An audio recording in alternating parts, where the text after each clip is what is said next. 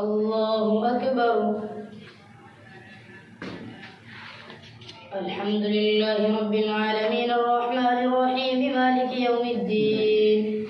إياك نعبد وإياك نستعين اهدنا الصراط المستقيم صراط الذين أنعمت عليهم غير المغضوب عليهم ولا الضالين.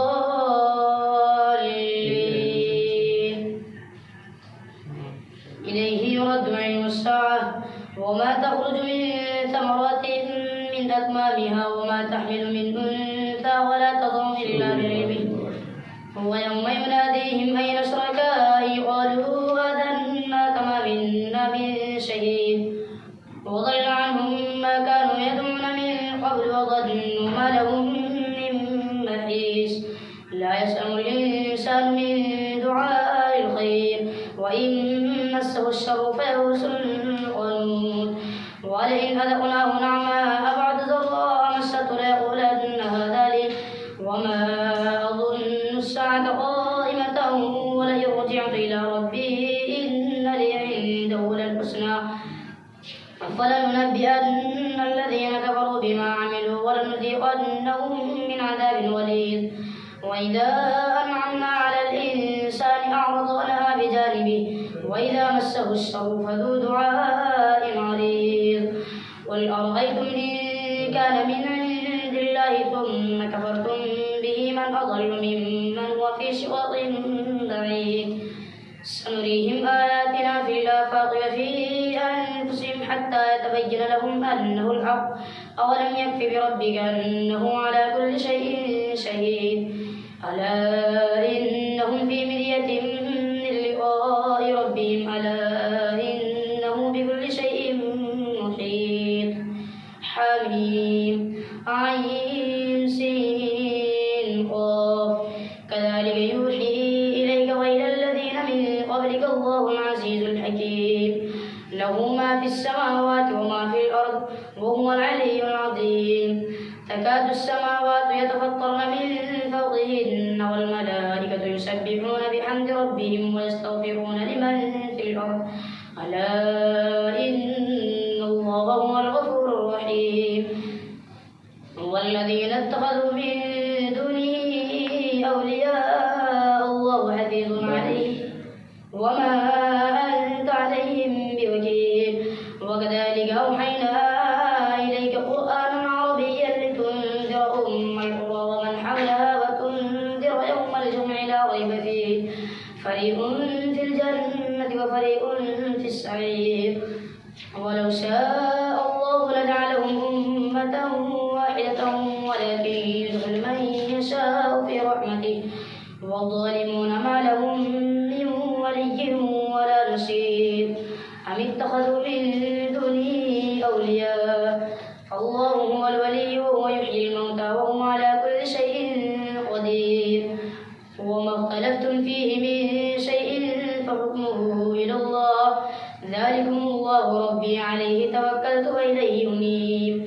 فاطر السماوات والأرض جعل لكم من أنفسكم أزواجا ومن الأنعام أزواجا يذرؤكم فيه ليس كمثله شيء وهو السميع البصير. له مقاليد السماوات والأرض يبسط الرزق لمن يشاء ويقدر إنه بكل شيء عليم. شرع لكم من الدين ما وصى به نوحا والذي أوحينا إليك وما وصينا به إبراهيم وموسى وعيسى أن أقيموا الدين ولا تتفرقوا فيه كبر على المشركين ما تدعوهم إليه. الله يجتبي إليه من يشاء ويهدي إليه من ينيب. وما تفرقوا إلا من بعد ما جاءهم العلم بغيا بينهم ولولا كلمة سبقت من ربك إلى أجل مسمى لقضي بينهم وإن الذين أورثوا الكتاب من بعدهم لفي شك منه مريب. فلذلك فادع واستقم كما أمرت ولا تتبع أهواءهم وقل آمنت بما أنزل الله من كتاب وأمرت لأعدل بينكم الله ربنا وربكم لنا أعمالنا ولكم أعمالكم لا حجة بيننا وبينكم الله يجمع بيننا وإليه المصير. والذين يحاجون في الله من بعد ما استجيب له حجتهم داحضة عند ربهم وعليهم غضب ولهم عذاب شديد. الله الذي أنزل الكتاب بالحق والميزان وما يدريك لعل الساعة قريب يستعجل بها الذين لا يؤمنون بها والذين آمنوا مشفقون منها ويعلمون أنها الحق. ألا إن الذين يمارون في الساعة لفي ضلال بعيد. الله لطيف بعباده يرزق من يشاء وهو الغني العزيز.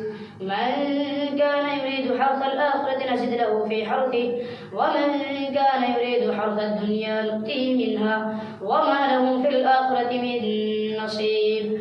أم لهم شركاء شرعوا لهم من الدين ما لم يأذن به الله ولولا كلمة الفصل لقضي بينهم وإن الظالمين لهم عذاب أليم. ترى الظالمين مشفقين مما كسبوا وهو واقع بهم والذين آمنوا وعملوا الصالحات في روضة الجنات لهم ما يشاءون عند ربهم ذلك هو الفضل الكبير. ذلك الذي يبشر الله عباده الذين آمنوا وعملوا الصالحات. قل لا أسألكم عليه أجرا إلا المودة في القربى ومن يقترف حسنة نزد له فيها حسنا إن الله غفور شكور.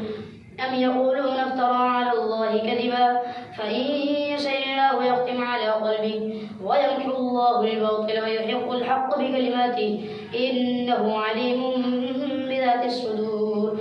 وهو الذي يقبل التوبة عن عباده ويعفو عن السيئات ويعلم ما تفعلون ويستجيب الذين آمنوا وعملوا الصالحات ويزيدهم من فضله والكافرون لهم عذاب شديد. ولو بسط الله الرزق لعباده لبغوا في الأرض ولكن ينزل بقدر ما يشاء إنه بعباده خبير بصير. وهو الذي ينزل الغيث من بعد ما قنطوا وينشر رحمته وهو الولي الحميد. ومن آياته خلق السماوات والأرض وما بث فيهما من دابة وهو على جمعهم إذا يشاء قدير. وما أصابكم من مصيبة فبما كسبت أيديكم ويعفو عن كثير. وما أنتم بمعجزين في الأرض وما لكم من دون الله من ولي ولا نصير. ومن آياته الجوار في البحر كالأعلام إن يشأ يسكن الريح فيظللن رواكد على ظهره إن في ذلك لآيات لكل صبار شكور. أو يوبقون بما كسبوا ويعفو عن كثير. ويعلم الذين يجادلون في آياتنا ما لهم من محيص. فما أوتيتم من شيء فمتاع الحياة الدنيا وما عند الله خير وأبقى للذين آمنوا وعلى ربهم يتوكلون. والذين يجتنبون كبائر الإثم والفواحش وإذا ما غضبوا يغفرون. والذين استجابوا لربهم وأقاموا الصلاة وأمرهم شورى بينهم ومما رزقناهم ينفقون. والذين إذا أصابهم البغي هم ينتصرون. وجزاء سيئة سيئة مثلها فمن عفا وأصلح فأجره على الله إنه لا يحب الظالمين. ولمن انتصر بعد ظلمه فأولئك ما عليهم من سبيل إنما السبيل على الذين يظلمون الناس ويبغون في الأرض بغير الحق أولئك لهم عذاب أليم. ولمن صبر وغفر إن ذلك لمن عزم الأمور.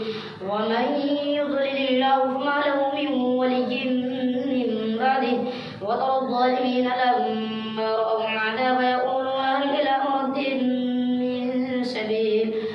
وتراهم يعرضون عليها خاشعين من الذل ينظرون من طرف خفي.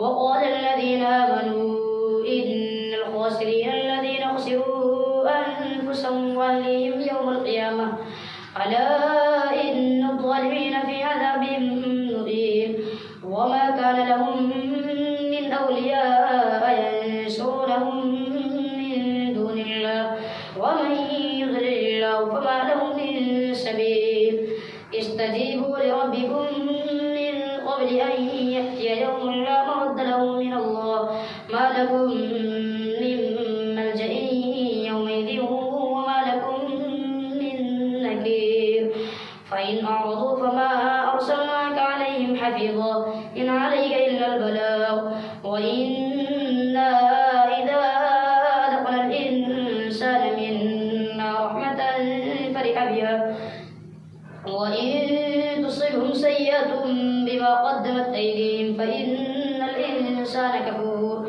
لله ملك السماوات والأرض يخلق ما يشاء يهب لمن يشاء إناثا ويهب لمن يشاء الذكور أو يزوجهم ذكرانا وإناثا ويجعل من يشاء عقيما إنه عليم قدير وما كان لبشر أن يكلمه الله إلا وحيا أو من وراء حجاب أو يرسل رسولا فيوحي بإذنه ما يشاء إنه علي حكيم وكذلك أوحينا إليك روحا من أمرنا ما كنت تدري ما الكتاب ولا الإيمان ولكن جعلناه نورا نهدي به من نشاء من عبادنا وإنك لتهدي إلى صراط مستقيم صراط الله الذي له ما في السماوات وما في الأرض ألا إلى الله تصير الأمور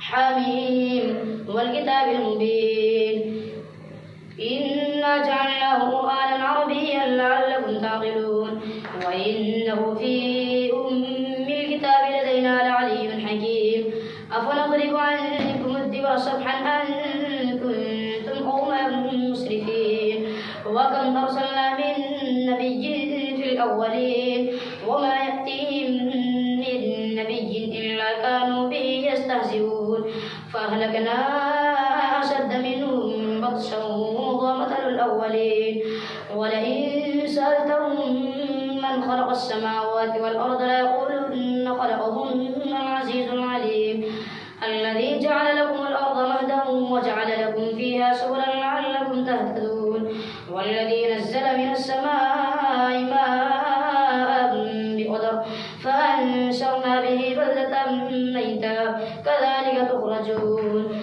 والذي خلق الأزواج كلها وجعل لكم من الفلك والأنعام ما تركبون لتستووا على ظهوره ثم تذكروا نعمة ربكم إذا استويتم عليه وتقولوا سبحان الذي سخر لنا هذا وما كنا له مقرنين وإنا إلى ربنا لمنقلبون وجعلوا له من عباده جزءا إن الإنسان لكفور مبين أم اتخذ مما يخلق بنات وأصفاكم بالبنين وإذا بشر أحدهم بما ضرب للرحمن مثلا ظل وجهه مسودا وهو كظيم أو من ينشأ في الحلية وهو في الخصام غير مبين وجعلوا الملائكة الذين هم عباد الرحمن إناثا أشهدوا خلقهم ستكتب شهادتهم ويسألون وقالوا لو شاء الرحمن ما عبدناهم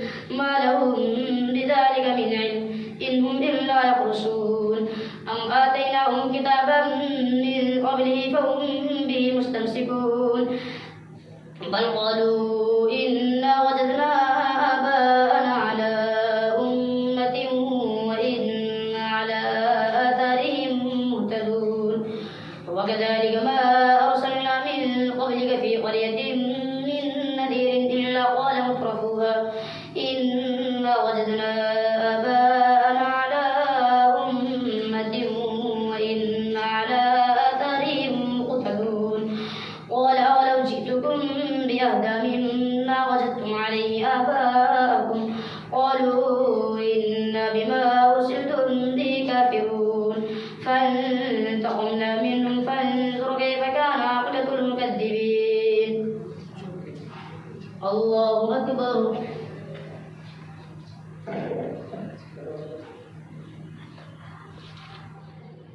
سمع الله لمن حمده.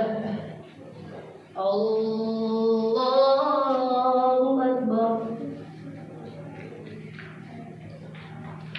الله أكبر. الله أكبر.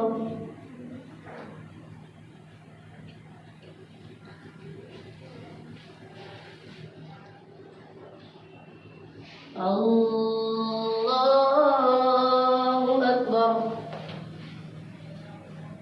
الحمد لله رب العالمين الرحمن الرحيم مالك يوم الدين. إياك نعبد وإياك نستعين اهدنا الصراط المستقيم صراط الذين أنعمت عليهم غير المغضوب عليهم ولا الضالين. وإذ قال إبراهيم لأبيه وقومه إنني براء مما تعبدون إلا الذي فطرني فإنه سيهدين وجعلها كلمة باقية في عقبه لعلهم يرجعون بل متعت هؤلاء وآباءهم حتى جاءهم الحق ورسول مبين ولما جاءهم الحق قالوا هذا سحر وإنا به كافرون وقالوا لولا نزل هذا القرآن على رجل من القريتين عظيم أهم يقسمون رحمة ربك نحن قسمنا بينهم معيشتهم في الحياة الدنيا ورفعنا بعضهم فوق بعض درجات ليتخذ بعضهم بعضا سخريا ورحمة ربك خير مما يجمعون ولولا أن يكون الناس أمة واحدة لجعلنا لمن يكفر بالرحمن لبيوتهم سقفا من فضة ومعارج عليها يظهرون ولبيوتهم أبوابا وسررا عليها يتكئون وزخرفا وإن كل ذلك لما متاع الحياة الدنيا والآخرة عند ربك للمتقين ومن يعص عن ذكر الرحمن نقيض له شيطانا فهو له قرين وإنهم ليصدونهم عن السبيل ويحسبون أنهم مهتدون حتى إذا جاءنا قال يا ليت بيني وبينك بعد المشرقين فبئس القرين ولن ينفعكم اليوم إذ ظلمتم أنكم في العذاب مشتركون أفأنت تسمع الصم وتهدي العمي ومن كان في ضلال مبين فإما نذهبن بك فإنا منهم منتقمون أو نرينك الذي وعدناهم فإنا عليهم مقتدرون فاستمسك بالذي أوحي إليك إنك على صراط مستقيم وإنه لذكر لك ولقومك وسوف تسألون واسأل من أرسلنا من قبلك من رسلنا أجعلنا من دون الرحمن آلهة يعبدون ولقد أرسلنا موسى بآياتنا إلى فرعون وملئه فقال إني رسول رب العالمين فلما جاءهم بآياتنا إذا هم منها يضحكون وما نريهم من آية إلا هي أكبر من أختها وأخذناهم بالعذاب لعلهم يرجعون وقالوا يا أيها الساحر ادع لنا ربك بما عهد عندك إننا لمهتدون فلما كشفنا عنهم العذاب إذا هم ينكثون ونادى فرعون في قومه قال يا قوم أليس لي ملك مصر وهذه الأنهار تجري من تحتي أفلا تبصرون أم أنا خير من هذا الذي هو مهين ولا يكاد يبين فلولا ألقي عليه أسورة من ذهب أو جاء معه الملائكة مقترنين فاستخف قومه فأطاعوه إنهم كانوا قوما فاسقين فلما آسفونا انتقمنا منهم فأغرقناهم أجمعين فجعلناهم سلفا ومثلا للآخرين ولما ضرب ابن مريم مثلا إذا قومك منه يصدون وقالوا أآلهتنا خير أم هو ما ضربوه لك إلا جدلا بل هم قوم خصمون إن هو إلا عبد أنعمنا عليه وجعلناه مثلا لبني إسرائيل ولو نشاء لجعلنا منكم ملائكة في الأرض يخلدون وإنه لعلم للساعة فلا تمترن بها واتبعون هذا صراط مستقيم ولا يصدن ينسينكم الشيطان إنه لكم عدو مبين. ولما جاء عيسى بالبينات قال قد جئتكم بالحكمة وليبين لكم بعض الذي تختلفون فيه فاتقوا الله وأطيعون إن الله هو ربي وربكم فاعبدوه هذا صراط مستقيم. فاختلف الأحزاب من بينهم فويل للذين ظلموا من عذاب يوم أليم. هل ينظرون إلا الساعة أن تأتيهم بغتة وهم لا يشعرون. الأخلاء يومئذ بعضهم لبعض عدو إلا المتقين. يا عباد لا خوف عليكم اليوم ولا أنتم تحزنون الذين آمنوا بآياتنا وكانوا مسلمين ادخلوا الجنة أنتم وأزواجكم تحبرون يطاف عليهم بسحاب من ذهب وأكواب وفيها ما تشتهيه الأنفس وتلذ الأعين وأنتم فيها خالدون. وتلك الجنة التي أورثتموها بما كنتم تعملون لكم فيها فاكهة كثيرة منها تأكلون. إن المجرمين في عذاب جهنم خالدون لا يفتر عنهم وهم فيه مبلسون. وما ظلمناهم ولكن كانوا هم ظالمين. ونادوا يا مالك ليقضي علينا ربك قال إنكم ماكثون. لقد جئناكم بالحق ولكن أكثركم للحق كارهون. أم أبرموا أمرا فإنا مبرمون. أم يحسبون أنا لا نسمع سرهم ونجواهم بلى ورسلنا لديهم يكتبون. قل إن كان للرحمن ولد فأنا أول العابدين. سبحان رب السماوات والأرض رب العرش عما يصفون. فذرهم يخوضوا ويلعبوا حتى يلاقوا يومهم الذي يوعدون. وهو الذي في السماء إله وفي الأرض إله وهو الحكيم العليم. وتبارك الذي له ملك السماوات والأرض وما بينهما وعنده علم الساعة وإليه ترجعون. ولا يملك الذين يدعون من دونه الشفاعة إلا من شهد بالحق وهم يعلمون. ولئن سألتهم من خلقهم ليقولن الله فأنا يؤفكون. وقيله يا رب إن هؤلاء قوم لا يؤمنون فاصفح عنهم وقل سلام فسوف يعلمون. حميم والكتاب المبين إنا أنزلناه في ليلة مباركة إنا كنا منذرين فيها يفرق كل أمر حكيم أمرا من عندنا إنا كنا مرسلين رحمة من ربك إنه هو السميع العليم.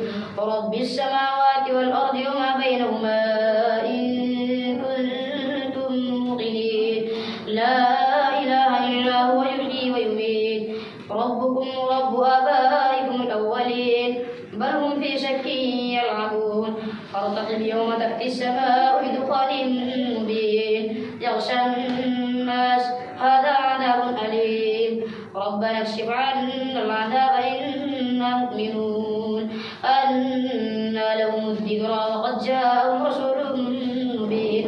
ثم تولوا عنه وقالوا معلم مجنون. إنا كاشف العذاب قليلا إنكم عائدون.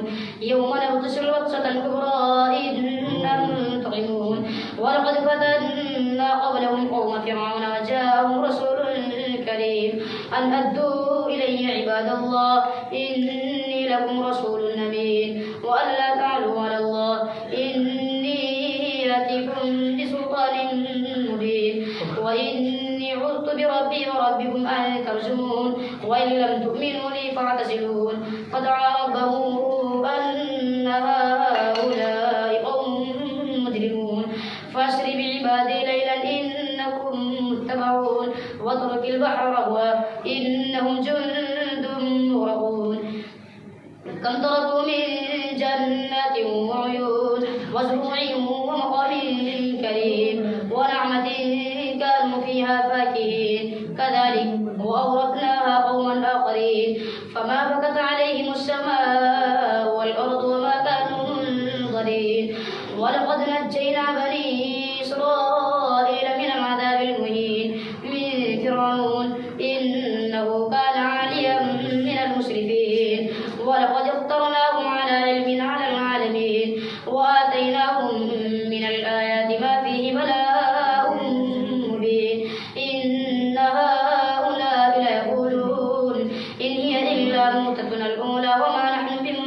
شديد فأتوا بآبائنا إن كنتم صادقين أهم خير أم قوم تبع والذين من قبلهم أهلكناهم إنهم كانوا مجرمين وما خلقنا السماوات والأرض وما بينهما لاعبين ما خلقناهما إلا بالحق ولكن أكثرهم لا يعلمون إن يوم الفصل ميقاتهم أجمعين يوم لا يغني مولى عن مولى شيئا ولا هم ينصرون إلا من رحم الله إنه هو العزيز الرحيم إن شجرة الزقوم طعام الأثيم كالمهل يغلي في البطون كغلي الحميم خذوه فاعدلوه إلى سواء الجحيم ثم صبوا فوق رأسه من عذاب الحميم ذق إنك أنت العزيز الكريم إن هذا ما كنتم به تمترون إن المتقين في مقام أمين في جنات وعيون يلبسون من سندس واستبرق متقابلين كذلك وزوجناهم بحور عين يدعون فيها بكل فاكهة آمنين لا يذوقون فيها الموت إلا الموتة الأولى ووقاهم عذاب الجحيم فضلا من ربك ذلك هو الفوز العظيم فإنما يسرناه بلسانك لعلهم يتذكرون فارتقب إنهم مرتقبون حميم تنزيل الكتاب من الله العزيز الحكيم إن في السماوات والأرض لآيات للمؤمنين وفي خلقكم وما يبث من دابة آيات لقوم يوقنون واختلاف الليل والنهار والفلك التي تجري في البحر بما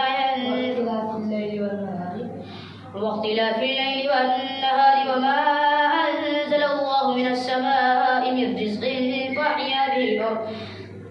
فأحيا به الأرض بعد موتها وتصريف الرياح آيات لقوم يعقلون تلك آيات الله نتلوها عليك بالحق فبأي حديث بعد الله وآياته يؤمنون ويل لكل أفاك أثيم يسمع آيات الله تتلى عليه ثم يصر مستكبرا كأن لم يسمعها فبشره بعذاب أليم وإذا علم من آياتنا شيئا اتخذها هزوا أولئك لهم عذاب مهين من ورائهم جهنم ولا يغني عنهم ما كسبوا شيئا ولا ما اتخذوا من دون الله أولياء ولهم عذاب عظيم هذا هدى والذين كفروا بآيات ربهم لهم عذاب من رجز أليم الله الذي سخر لكم البحر لتجري الفلك فيه بأمره ولتبتغوا من فضله ولعلكم تشكرون وسخر لكم ما في السماوات وما في الأرض جميعا منه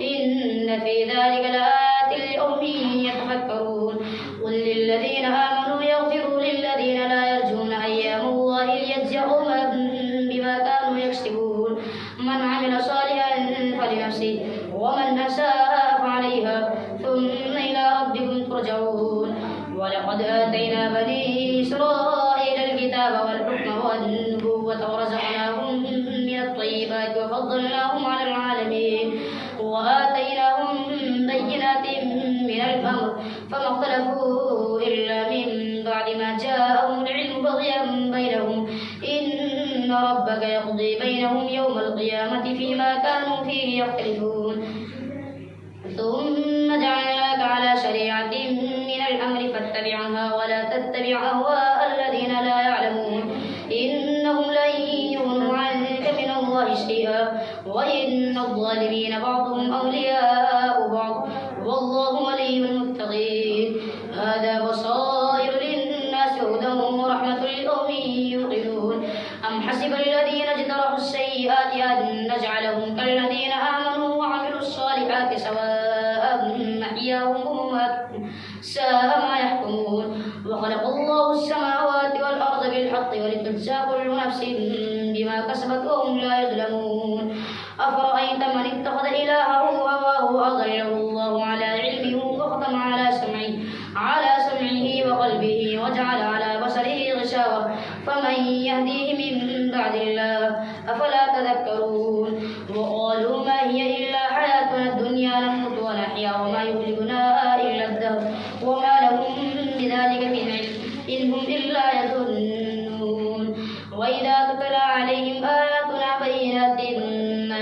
حجتهم إلا أن قالوا بآبائنا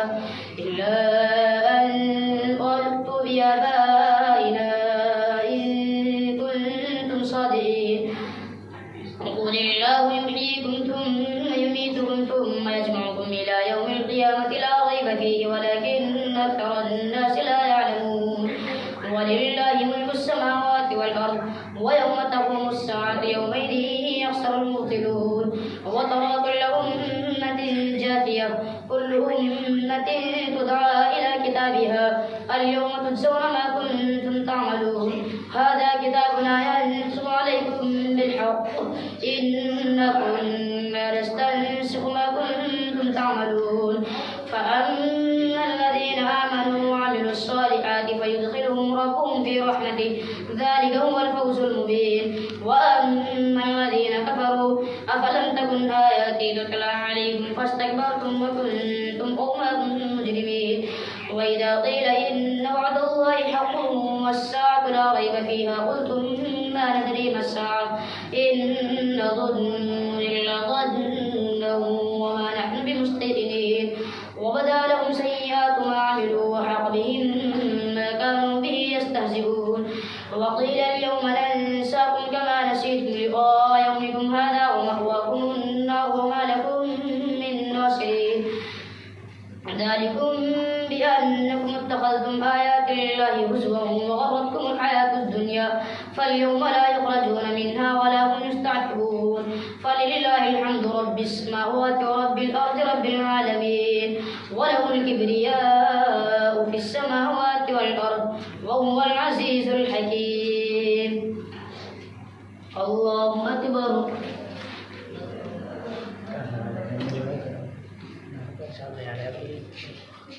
سمع الله لمن حمده. الله أكبر.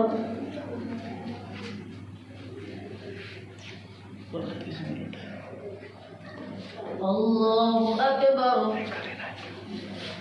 الله أكبر.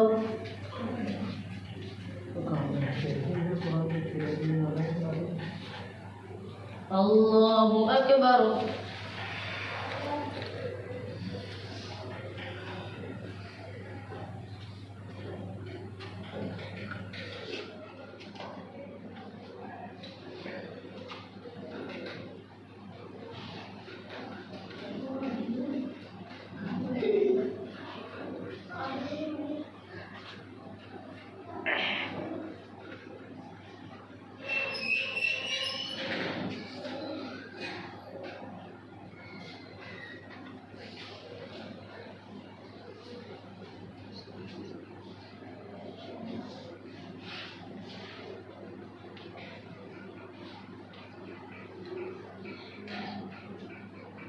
السلام عليكم ورحمة الله.